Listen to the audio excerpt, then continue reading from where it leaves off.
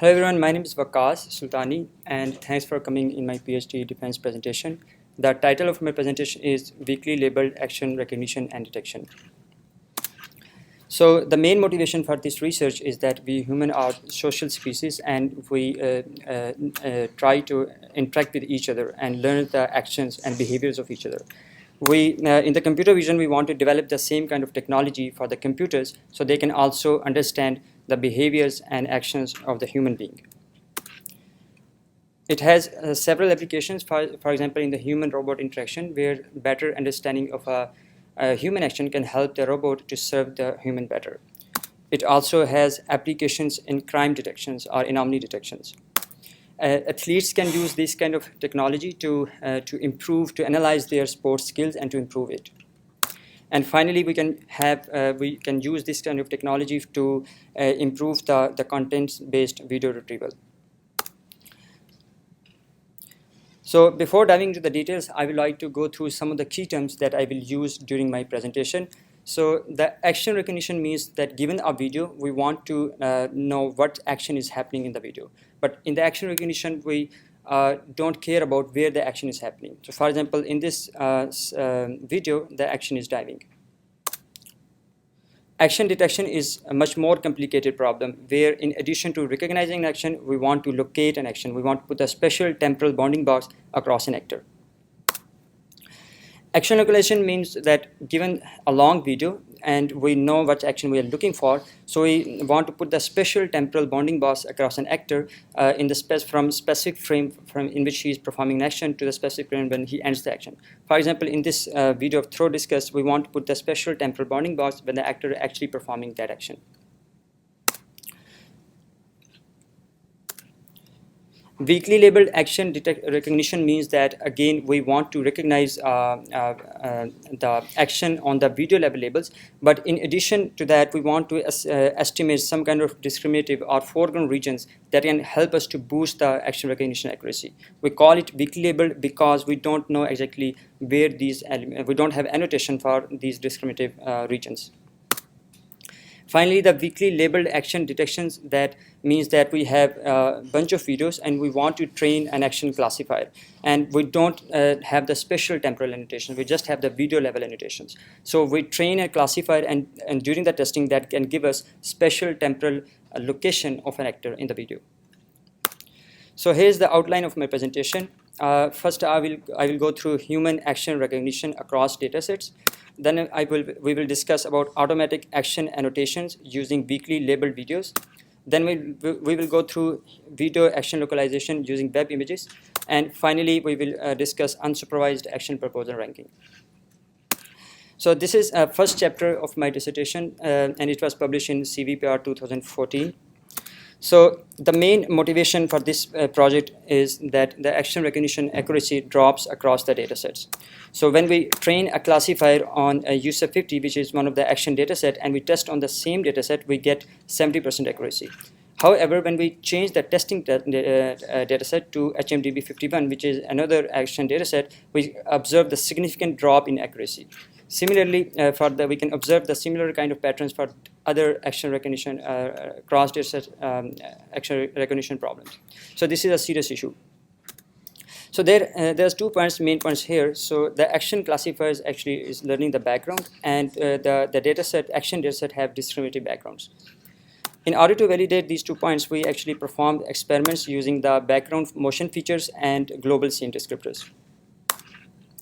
For action recognition using the background features, we use 2 popular datasets, YouTube and Sparse. We use stiff features, which are hog and half, and we use 50% special temporal overlap. And we've called the features as a foreground if they have 50% overlap with the ground truth, and we call them as a background if they don't have if they have less than 50% overlap with the ground truth. So given the videos like this, we have the special temporal annotation. We extract features from the foreground features, and we perform standard action recognition using the stiff features, and we get these numbers, which are 59% for use of YouTube and 71% for use of Sparse.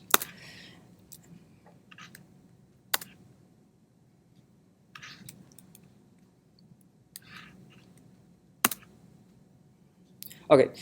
After that, what we did is that we remove all the features from the actor itself and keep the features only in the background, which means that these features have no information about actor specifically itself. So we observed almost the same accuracy.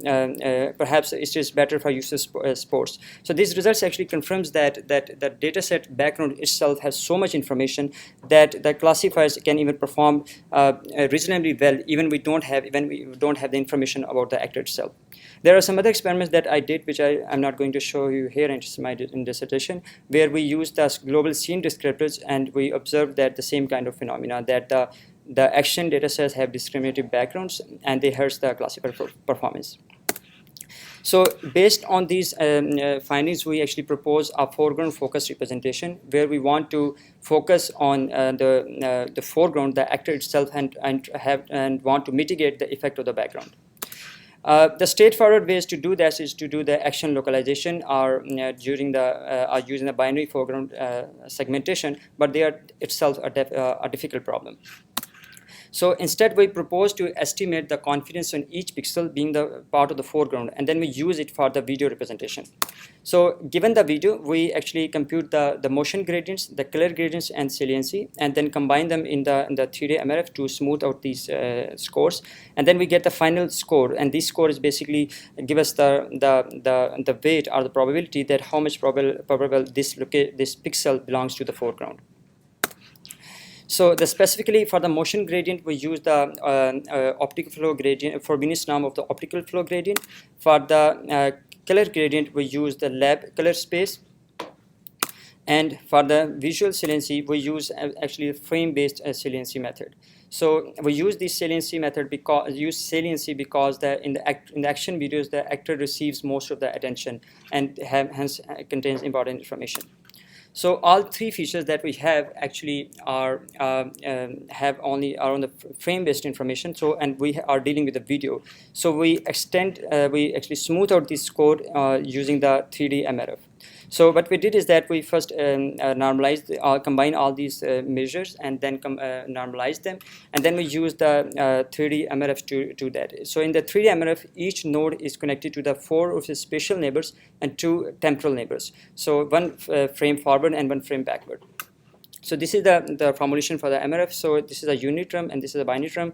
For the unit term, we use a quadratic term, and for the binary term, we use a truncated quadratic term. In order to do inference on this graph, we basically use a loopy belief propagation scheme. So on this scheme, basically the message that node P sent to node Q is given by this, which is basically a unary potential at the node P, the binary potential between node P and Q, and the messages that the node P get from all the nodes except from node Q.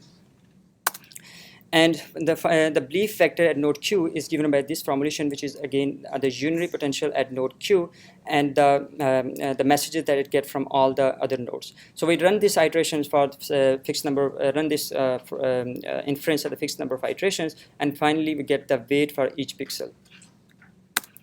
So here I'm going to show you some of the experimental results. So I'm showing you left side the videos from different datasets, Yusuf Sports, HMDB51, and Olympic Sports. And here are some of the masks. So these masks are basically giving us the information about the region of the foreground in these videos. So here are some of the more videos from different datasets, and here are the weights. So these weights are giving us the most probable region in the video that contains, or that is basically coming from the actor.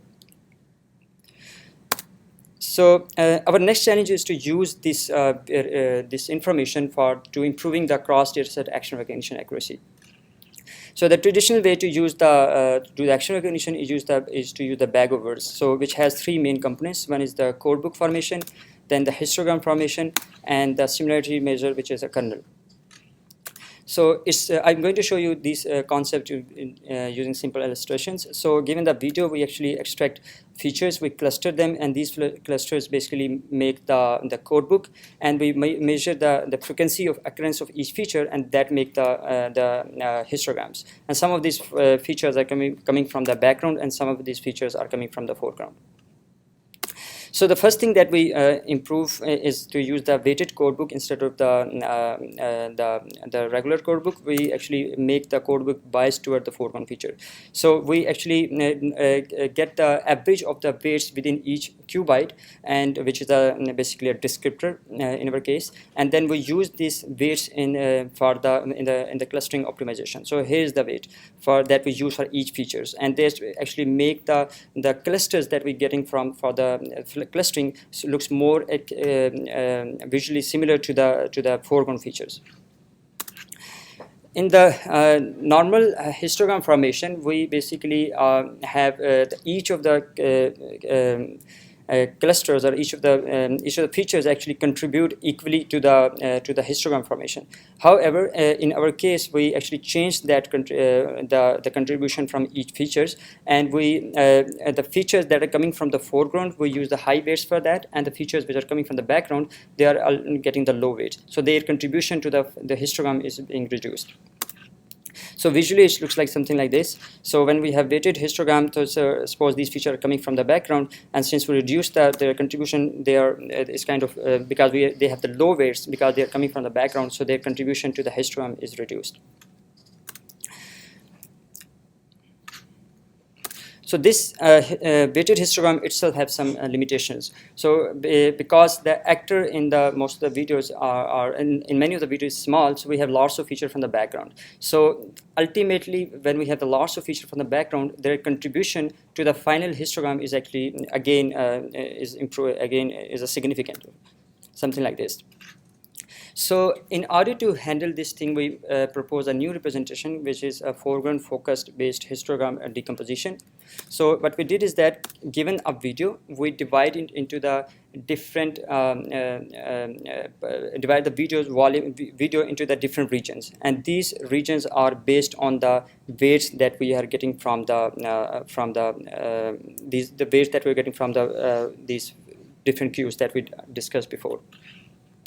So from each different regions, we extract different histograms, which looks something like this. So in our experimental experiments, we actually divide videos into the 5 regions. So I'm showing you the 5 histograms. And these histograms are coming from the different regions, and that regions have the different foreground confidences. So given the videos, we we compute the weights, and these weights looks something like this. And then we compute the histograms from different regions. And then while computing the similarity between the different videos, we basically compare the histograms which are coming from the same region of foreground confidences. So the histograms which are coming from the higher region of confidence are compared across each other, and the vice versa. And finally, we use the weighted summation to get the final similarity. So now I'm going to show you the experimental results. For the dataset, we use Unsupervised, HMDB51, and Olympic Sports. We use STIP features for these experiments. And for the cross-dataset experiments, we use the actions which are common across different datasets. So, for example, given 2 videos from the different datasets where the action is pull up, and which is the action is very similar, where the background is different, when we use the standard bag of words and standard histogram intersection, we get 27% similarity. However, when we mitigate the effect of the background and have the more weights for the foreground, so the weighted histogram intersection is actually almost the double in this case. And finally, when you use the weighted histogram decomposition, the similarity further improves. Similarly, for the other action, goal swing, we observe the similar improvement across different steps that we have about a histogram intersection and weighted histogram decomposition. And the same pattern can be observed for the other videos as well. So now I'm going to show you the experimental results for the whole data set. So when we train on USIP50 and test on HMDB51 using the standard method, which is the bag of words, we get 55.7% accuracy. However, when we use the weighted method, weighted histogram method, we get 5% improvement. And then when we use the histogram decomposition, we get another 8% improvement in action recognition accuracy and for the cross data experiments. Similarly, when we train on HMDB51 and test on USIP50, we get 63% accuracy. Then we get a further improvement, and finally we have further improvement for all other steps. And same kind of patterns of results can be observed for the other cross dataset experiments. So in summary, what we discussed right now is the cross-dataset action recognition approach, where we didn't use any features or labels from the testing dataset. We have experimentally validated the detrimental effect of the background features, and we propose a new method to improve the bag of words. So some of the limitations in this approach that you might have observed, that we don't get the exact spatial temporal localization of an actor. We just get the rough estimate that the mask that gives us just rough estimate where the action can be. It doesn't provide us exact spatial temporal pixel-wise location. However, in order to do that, we have to train an action detector that during the testing can give us precise action location. But in order to train an action detector, we have to have thousands of examples for annotations, that some person has to manually annotate those examples in order to train an action detector, which can be used for testing for action localization. And specifically, if we are using the deep learning or the large data set, like which have the millions of frames, so the manual annotation is quite prohibitive. So in order to address this issue, we have proposed a new method, which is automatic action annotations using weakly labeled videos, which was published in Computer Vision and Image Understanding Journal. So the main motivation for this research was that the special temporal bounding box annotation is quite laborious, and we need to pay the money to the annotators, and and hence it's expensive. And the people have their own biases, so hence it has there is problems. So in contrast, the video level annotations is much more easier, because by looking at the video, you just have to annotate what action is happening in the video. So it's much more easier as compared to the spatial temporal localization, spatial temporal annotation. So the goal of this approach is to obtain automatic action annotations using the video level labels, and we want to use those annotations to train an action detector. So here's the proposed approach. Given the multiple videos of the same action, which in our case is a running action, we actually compute several action proposals. So the action proposals are spatial temporal tubes that might contain an action, and there are thousands of tubes computed in each video. We actually use the foreground weights that we discussed before to keep only the top ranked action proposals, which have more probability to contain an action. And then we, given the multiple proposals in different videos, we make a generalized maximum click graph. So in this graph, each proposal make a node, and no two nodes or no two proposals in a single video is connected, but every node is connected to all the proposals in all other videos. And using this optimization, we actually find the maximum click over this graph. And the maximum click basically gives us the most consistent proposal across multiple videos. So which have high similarity across multiple proposals and high foreground scores. So these are the actual results, where a green box is showing us the automatically obtained annotation, and the magenta basically shows the ground truth. Now I'm going to briefly into the details of each step. So first step of our approach is to obtain the candidate locations.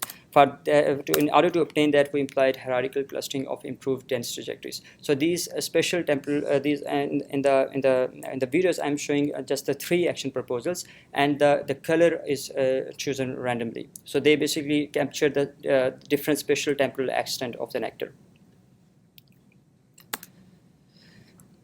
So given these the action proposals, some of them are basically generated from the background, so we want to get rid of them. So we use the same cues that we discussed before, the motion cues, saliency, and the smoothing the score, and we get the mask for the whole video. So here are some of the examples again for the HMDB51, which is an action data set for and again this mask actually gives us the high location where the actor can be. So given the proposals, we actually compute the mean of the foreground score within each proposal, and that gives us the initial proposal score. And then we remove highly overlapped proposal using subset selection method. So here are some of the examples where you can see that many of the proposals which are actually on the backgrounds are removed, and we have the different special temporal proposals in the across the actor. But still, we don't know which one is actually capturing the action more closely as compared to the ground truth. So we exploit the fact that we have multiple videos, so we know the labels of these videos. So, but we believe that the action represented proposal should be salient, it should have high foreground score, and it should have high similarity with the highly salient proposal in all other videos. So to measure the similarity between proposals, we actually use a global similarity, fine-grained similarity, and shape similarity. So the global similarity is this: we actually have for each proposal, we compute density features, then we make a backward representation, which is a histogram for each proposal, and then we use the chi-square similarity between the different proposals to get the similarity, pairwise similarity between all the proposals in our data set. For the fine-grained similarity, we actually clustered the proposals within each qubit, and we have the multiple clusters. So this is the spatial temporal tube, which is a proposal, and we cluster the dense trajectory features within that, within each proposal, and they are actually showing the multiple motion patterns. And then we find the one-to-one correspondence between these clusters using the Hungarian algorithm. And the final similarity between two proposals is basically aggregated of the local similarities. We call it as a fine-grained similarity because we are clustering the features and then find the find the local similarity between the different motion patterns.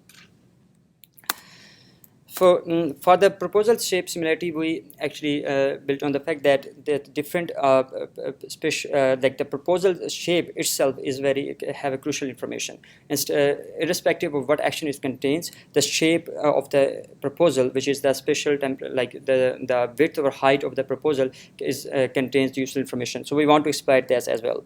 So for example, for the frame I, we have the for the proposal we have the bounding box, and the width over height of the bounding box in the frame I is given by Ri, for example.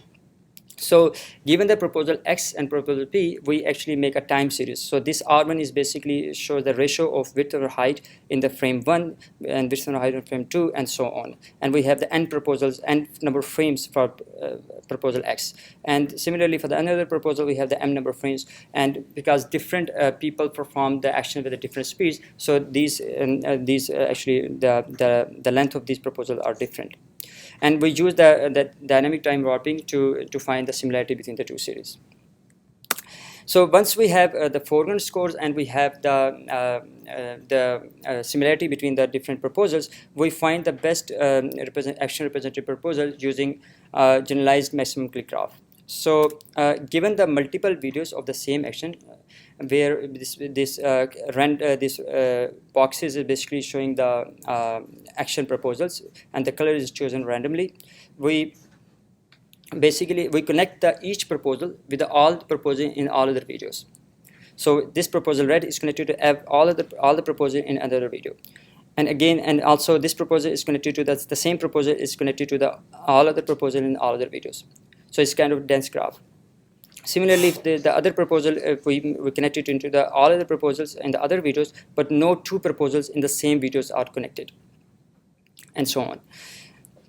After that, we actually discovered the clicks within this graph, and then we use the local neighborhood search to find the maximum click. And the maximum click in our case is actually give us the most consistent proposal across multiple videos. It has high similarity and it has high foreground scores.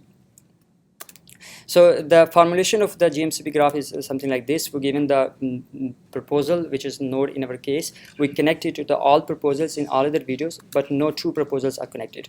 So we use the similarities that we have as well as the initial action score, and this is the formulation that we use for finding the maximum click. And alpha here is actually control the contribution from the different components. So in order to do the experiments, we actually use the three datasets, Unsupervised, sub-HMDB, and THUMAS13, and we evaluate the three aspects of our method: initial proposal ranking, annotation quality, and action detection. So first, I'm going to show you the qualitative results. So the videos that you are going to see, the red bounding box will show the ground truth, and the green bounding box will show the automatically obtained annotations. So here are some of the results for sub-HMDB dataset and their different actions like cache, call swing, and so on. So for the quantitative results, we first evaluate the initial proposal ranking, and the measure that we use is mean, average, best overlap, and this is a standard measure which is used for these kind of problems. And we evaluate our method for the all three datasets. So when we use the all proposals, which means that we manually select the proposal which has the best overlap with the ground truth, we get these numbers. Then we use the non-maximal suppression, we get significantly less as compared to the upper bound, and then we use the subset selection method, and it gives the much better than the NMS and much closer to the all proposals, which is the upper bound. So we compared our method with the four baselines. Two of them are co-segmentation, and two of them are the proposal ranking method. So the numbers in the brackets are showing the mean, average, best overlap, and the numbers outside the bracket are showing the correct localization. In order to find the correct localization, we actually threshold the overlap between the ground truth and we measure the accuracy at a specific threshold between the ground truth and overlap. And in this case, we use 20%, which is a standard in action recognition applications.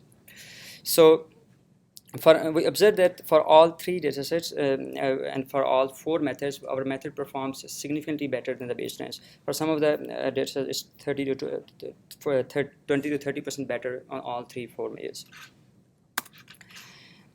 Our method has several components, and so here I'm going to show you the contribution from each of the component. So on the left side, you see the different actions. They are from for use of sports. And the bottom row show the average of all the accuracy that we're going to get. When we use the initial score, which means that we use only the foreground score, we get 25.8% localization accuracy, MABO, correct localization. And when we use, in addition to the initial score, when you use shape, we get 10% improvement. After using the global similarity, we get further 10% improvement, and finally, using the fine-grained similarity, we get significant improvement in the annotation quality.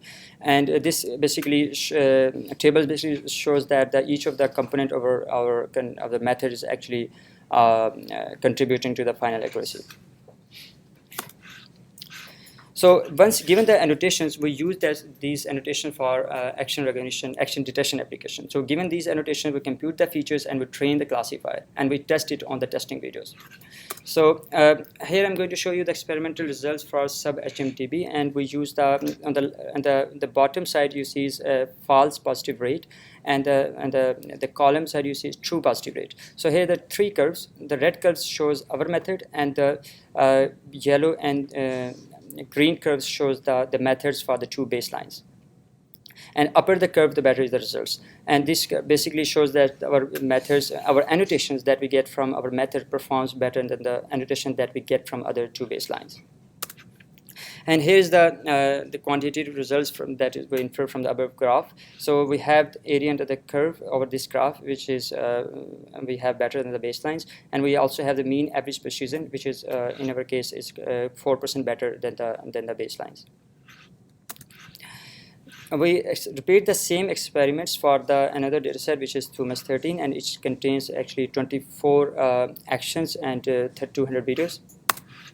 So we performed again better at the baselines, and we observe similar kind of pattern in the user sports dataset. We have a comparable results with one of the baseline and have much better results from the other baseline. And this green baseline is actually have comparable results on action detection as well as in annotation.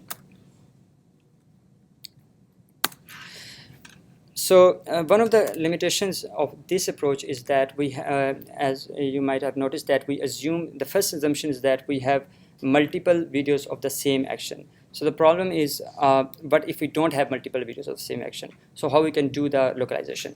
So this leads to the third chapter of my presentation, which is video action localization using web images, and this was published in CVPR 2016. So just to remind you that the action localization means that we have given a long video and we know which action we are looking for, but we don't know where it is. So we want to put the special temporal bounding box across an actor who is performing that specific action of interest. So the key idea here in this paper, that when the people take images, they want to capture as much information as possible from the scene. They want to capture discriminative poses, canonical viewpoints, and all the information which is about the specific scene or specific action. For example, here I'm showing you the images for weightlifting, where and these are the web images that we downloaded from Google. So by looking at these images, you can get a pretty good idea that how that weightlifting actually looks like. Similarly, I'm showing you another action, swinging side angle, where you can see that we in the images have actually discriminative poses about an action. So the key idea in this paper is that the locations that contains this discriminative information can help us to localize action in the video. So here I'm showing you one of the qualitative example. So this person is basically performing a kicking, and the downside we have the action images. So if you can see that these the person is actually have some similarity with the different images that we have over the span of the video. And what we want to do is that we want to leverage this information which is in the images to do the special temporal action localization in the video. So here's the proposed approach. Given the video, we actually compute action proposals, and the action proposals are the same like special temporal tubes that might contain an action. After that, since we know the labels of the video, we downloaded web images from the Google, and then we removed some of the noisy images that we have in our data set. And after that, we find the similar patterns across different images, and we find the patches in the different images that have similarity across each other. And this gives us the action proposals in the images. So given the action proposals in the images, we rank the action proposals in the video, and we get the final localization in the video. So now I'm going through briefly to each of the steps. So the first step is action proposal, which is the similar as you have seen before, which is a special temporal tube that might contain an action.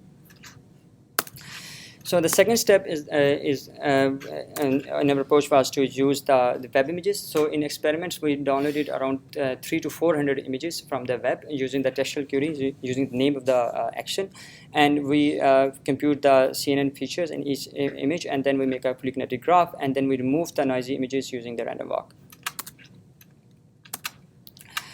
The third step in our approach is that we find the interesting patches in the action images. So here are some of the example images that are action kicking, and you can see that the actor in this video have some similarity at least across the different images, but the backgrounds in these videos are quite different, and this background can be very different in the videos from the images.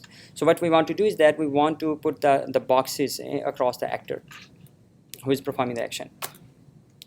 So what we propose to do is that we extract several regions from all the images, and then we cluster those images based on the gist features. So we make the small clusters of that, and then we find the common patterns across multiple images using the method similar to that we discussed before. So here is some of the qualitative results of these patches. So for the different actions, so these colors are again randomly selected, and these boxes are showing the top 2 ranked box in each image. And these are the actions like tennis swing and basketball and so on. And here are 2 of the failure cases where this method is unable to locate the action quite well. So given the videos in action proposals, we use them to rank video proposals. And we propose to represent the video proposals as a linear combination of the image proposals using sparse representation. So given the video V, we have the k number of action proposals, which is given like this. Then we actually, given the each proposal, we get the key bounding box, and then from each bounding box we actually extract CNN features, which is in our case which is 16. So this phi in our case is basically shows the vertical concatenation of the D features for all the keyframes in the proposals. So D is the dimension of the features, which is 4096 in our case, and N is the number of keyframes in a proposal. Similarly, we extract features from D features from the all image proposals in all the images. So this matrix is basically shows the vertical concatenation of the D features of all the images of all the proposals in all the images. So this matrix basically is a one proposal, and this matrix basically represents all the images. So given given these two matrices, we actually try to reconstruct the video proposal using image proposal, and this is a coefficient matrix. We know that some of the images are noisy, so we want to introduce sparsity in the matrix. So we have a sparsity constraint. And the other thing that we know that this matrix is basically coming from the video proposals. So the video has temporal similar consistency. So we want to enforce the consistency in the coefficient matrix. So in order to enforce the consistency across the matrix, we use this constraint, which is, and where C bar is a mean matrix. And we used it for all the proposals to get the proposal reconstruction score. Finally, given the for each proposal, we have the reconstruction score and its initial motion score, and we use them to rank the proposals. The top ranked proposals in our case is the action localization. So we performed experiments for the two types of datasets, trimmed datasets and untrimmed dataset. For the trimmed dataset, we use Sparse and Thomas 13, and for the untrimmed, we use the Thomas 14. And this is we performed experiment on the 4 actions, and we're the first one to do any kind of special temporal analysis on this dataset. So first, I'm going to show you the experimental results for the trimmed action datasets. And as before, the videos that you are going to see, the green box will show the proposed method, and the red box will show the ground truth. And these are the experimental results for the user sports for the different actions: diving, golf swing, and kicking. Here are some more actions from the same dataset: running, skateboarding, and horse riding. And you can see that there are a lot of fast motion and abrupt motion and the scale changes happening in these videos. But our the green bounding box actually enclosed the action quite closely. There's some more actions from the same dataset: walking, swinging, siding, and lifting. And finally, some more videos. Okay. So we evaluate our method quantitatively, and we compare with the two baseline methods that are ranking method, and we performed around 30% better than the both baselines. We evaluate the contribution from each of the component that we have, because we have the images and then we have the image proposal and so on. When we use all images, we get a 65% accuracy. When we remove the images, the noisy images during the random walk, we get 3% improvement. We get significant improvement when we use the image proposals within each image. And for this results, we don't use the constraints like sparsity and consistency constraint. When we use our full model, we get a further 5% improvement, and finally, using the reconstruction and motion, we get 92% accuracy. So now I'm going to show you the experimental results for untrimmed videos. So since the video is untrimmed, so the action does not span the whole length of the video. The action is actually maybe anywhere in the video. So in the specific video, tennis swing, actually in the start of the video, he will say something, try to teach how to play the tennis swing, and then we will perform action. And we want to put the special temporal bounding box when the person is actually performing that action.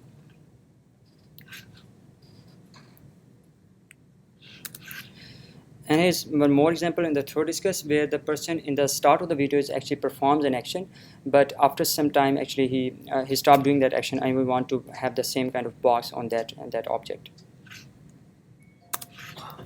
So Here the quantitative results for the untrimmed dataset. On the bottom, I'm showing the false positive rate, and the column side I'm showing the true positive rate, and we compare with the two baselines, and we perform significantly better than the baselines. So in the summary, what we discussed right now is that we can have the action localization using web images, and we can do the proposal reconstruction using the web images, implying the sparse reconstruction. And we actually, along with dataset, we released the annotation of 35,000 frames of Thumas 13. So one of the some of the limitations in our previous approach, you might have noticed that in the both of two approach I used action proposals. So the accuracy of action detection and annotation is upper bounded by the quality of action proposal. If the action proposal itself is bad, we can never get the better annotation quality or action detection accuracy. So, and also, in order to rank the action proposals or annotate action the videos, we have to have video level labels. So in order to address these two limitations, we propose a new approach which is called unsupervised action proposal ranking through the proposal recombination, and it was published in Computer Vision and Image Understanding 2017. So I'm going to illustrate the approach with the simple examples, with simple illustration. So given a video, given the proposal in a video, here I'm showing you the three proposals. So these are the special temporal tubes, and each box basically show the bounding box of that proposal. This, for example, this proposal one is actually unable to track the video and the actor in the start, but is able to have a good localization of actor in somewhere in the middle. This proposal number 2 have a good spatial temporal overlap around the actor in the start, but is drift away after some time. And this proposal 3 actually is unable to have track action quite well in the start, but is somehow able to localize action in the end. So we want to combine the best part of the 3 action proposals to come up with the better action proposals. So what we propose is that we divide the action proposals into the different sub-proposals. And then we make a sub-proposal graph, which is something like this, and we make a directed acyclic graph. And in this graph, we have the unary score and the binary score. And in the unary score, we have the actionness, which is a measure of how much this sub-proposal, how much probable this sub-proposal contain any action. And we have the motionness of this proposal, as well as we have the binary score, which is the appearance and overlap similarity between different sub-proposals. Over this graph, we use the dynamic programming to find the maximum weighted path. And the maximum weighted path in our case is actually giving us the most, the combination of the different sub-proposals which are consistent and have high actionness and have high motion. And this way we actually find the multiple proposals which are the combination of the previous proposals. And we find the new sub-proposals and we combine them together and make a new proposals and so on. And we have, since we have these scores, actionness and motion, so we have the numbers which of each action proposals. So in the graph formulation, we have the two main components, node score and edge score. And in the node score, we have the actionness and motion score. And in the edge score, we have the shape similarity between the sub-proposals as well as appearance similarity. So for the actionness, we actually employ the same images that we discussed before, that we downloaded images for different data set, for different actions in the data set, and then we compute the features, and then we remove some of the noisy images. And then we find the patches in those, in the images. We call these patches as a positive because they contain they most probably contain some of the actions, they might contain any action at least that we are downloading the image for. And for the negative patches, we actually use the low optical flow tubes from the videos, and then we train the LXNet. So this classifier basically, and then we fine-tune the LXNet. So this classifier basically gives us the probability of each patch containing any action during the testing. For the motion score, we basically, given the video frames, we compute the optical flow, and then we compute the motion edges, which is the optical flow gradient. And then we use the edge box method on these edges, and that give us the motion boxes. And these boxes are giving us the location which contains the whole contour of these motion boundaries.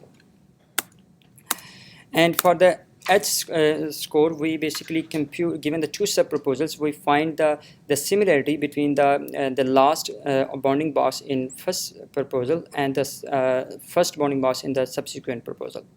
And for the appearance similarity, we use the Euclidean distance between the, we compute the hog between each bounding box in sub-proposal, we compute the mean hog, and then find the Euclidean distance. So given all these node score and edge score, we compute the score of each path, which is given by this. So this is a node score, which is a unit term, and this is a binary term, and this lambda controls the contribution between the different components. And in our case, the lambda is equal to, we put it equal to 1. So given this graph, and we basically find the maximum score path through the dynamic programming, and this maximum score path gives us the combination of different sub-proposals which are more consistent and have high actionness. So I'm going to show you the experimental results. Our first assumption in this approach is that we have some action proposals on which we built upon. So on the left side, I'm going to show you the action data set. So we use this proposal method, which was published in CVPR 14, and we use, since this proposal method does not provide any kind of ranking of score or actionness, so we randomly select one proposal from this method, and we get these numbers. So these numbers basically showing, this top row is basically showing us the correct localization at different threshold. 10% threshold, 20%, 60%, so on. And this MABO is mean, average, best overlap. Then we use the two ranking method that actually take these proposals and rank them, and we get these numbers. So when we use those proposals and do the recombinations using our approach, we have much better action proposals accuracy. And this is, I'm showing you the top rank action proposals. Similarly, when we use another method, which is which was published in ECCV 14, and we observe the similar patterns of results for the baselines and the initial method. Finally, we use another method which was published in BMVC 15, and we observe the similar patterns of results where our method is actually again 10 or 15% better than the baselines. And we repeat the same experiments, same type of experiments with a different proposal method for another data set, which is sub-HMDB 51. So here I'm going to show you the contribution from the different components in this graph. When we use the motion score, we get 40.4 MABO, and when we use the actionness, we get 28.9. And when we combine them together, we get 5% improvement, which again shows that each of these components is contributing to the action localization accuracy. We tested our approach on the MSR2, which is an untrimmed dataset, and we compared our approach with the supervised method, which was published in CVPR 15, and we have the comparable results, perhaps better results than the baselines. And these are the results for the proposal that we actually use as the baseline, and these show their accuracy for the same number of proposals that we used. So given these top rank action proposals, we use them for the action detection. So in this application, we train an action detector on the ground truth, and during the testing, we use these top rank proposals to do the action classification. So our main idea was that since we have improved the proposals, so we should be able to get the better action detection accuracy. So here we compared with the two proposal-based action detection method on the use of sports. On the bottom row, I'm showing the overlap threshold, and this curve basically area under the curve across a different threshold. And this green curve is actually the proposals that we used as a baseline, and then we improved that and then perform action detection on these proposals. And our results are significantly better than the two baselines.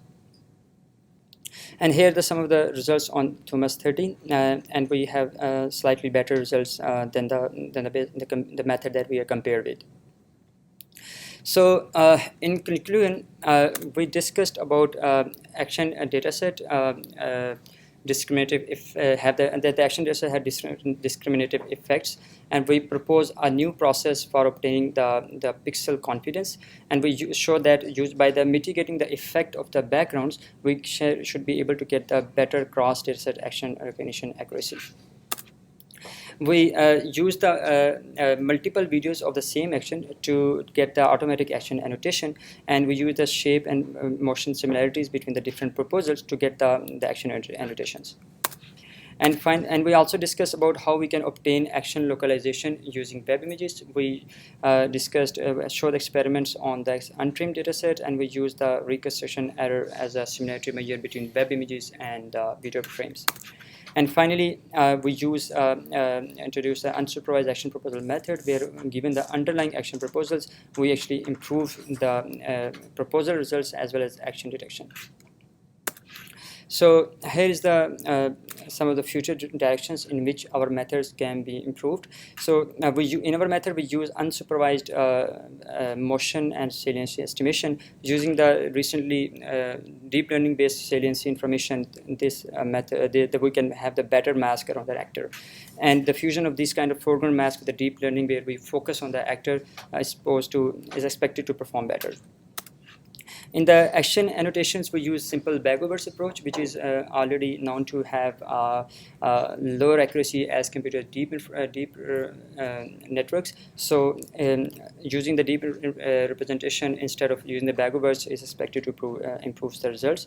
For the optimization, we use the GMSP graph, but there are other methods available now that they have a better and fast optimization. So using that we can get the fast action annotations.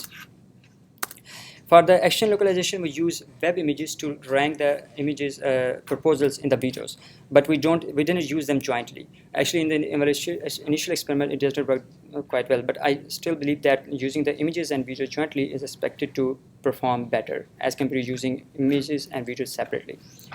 And also, there's a room for improvement of temporal boundaries of action in the untrimmed videos. For unsupervised action proposal ranking, we actually use we use the patches, and then we fine tune on the AlexNet, which is a much shallower network. So using the deep network is expected to again perform better, and we simply use the dynamic programming to find the most weighted path in the directed acyclic graph. Using the better optimization is expected to perform better. And finally, in most of the action data set that we use, we are focusing on the one actor. So, but we didn't work on the action interaction. And also, we assume that we have the whole video available, so which is offline. So the online and the version of extension of this method is a promising direction. Here are some of the patents and publications that I have during my PhD, and thank you.